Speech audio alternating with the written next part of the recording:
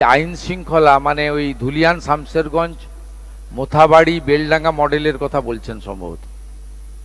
এরা প্রথমে একটু ভাতটা টিপে হাঁড়িতে যেমন আমাদের মা দিদিরা রান্না করলে দেখে না সিদ্ধ হয়েছে কিনা, একটু দেখেছিল আসানসোলে একটা হাঁড়িতে হামলা করে আর পার্ক সার্কাসে কিছু পুলিশকে ঢিল মেরে।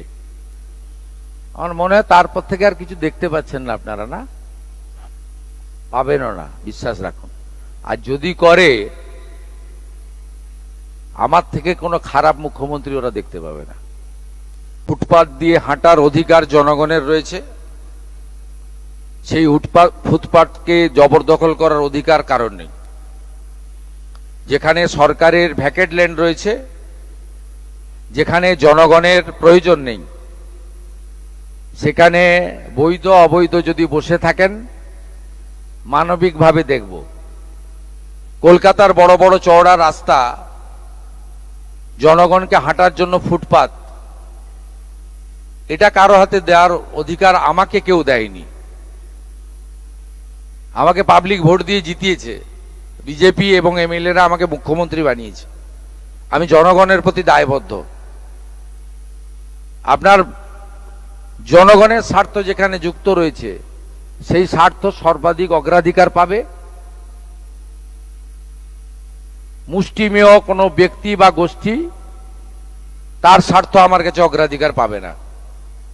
আমরা মানবিক, যেখানে অচল মার্কেট রয়েছে, উদ্বৃত্ত জায়গা রয়েছে, প্রাথমিকভাবে আপনারা সরে যান। ইউডিএমএ ডিপার্টমেন্ট আস্তে আস্তে আপনাদের জন্য সরকারি স্কিম নিয়ে আসবে।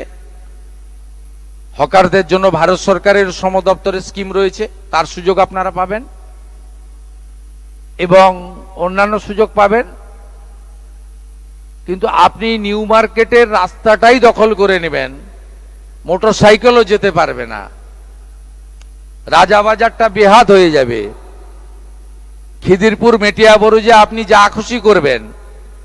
এটার জন্য কিন্তু আমাকে মুখ্যমন্ত্রী করেনি পাবলিক। অতএব আপনার এই প্রশ্নের উত্তর আমি দিয়েছি। আর রিগার্ডিং দুর্গাপুজো, এটা নিয়ে আমি এখনো আলোচনা শুরু করিনি। আলোচনা আমি করব। তথ্য সংস্কৃতি দপ্তরের দায়িত্ব আমার হাতেই আছে, আমার সঙ্গে একজন রাষ্ট্রমন্ত্রী আছেন। আমি এটা সাংস্কৃতিক দপ্তরের মধ্যে পড়ে, আমি নিশ্চয়ই আলাপ আলোচনা করব। আমি একটা কথা শুধু বলবো, ওই সামান্য সরকারি অর্থ যাদের প্রয়োজন নেই, আমার মনে হয় তাদের দেওয়ারও দরকার নেই। আর যারা এই অর্থের জন্য পুজো করতে পারেন না বা পারবেন না, তাদের পাশেই সরকার থাকবে। পুজো হবে, আরো বেশি সংখ্যায় হবে।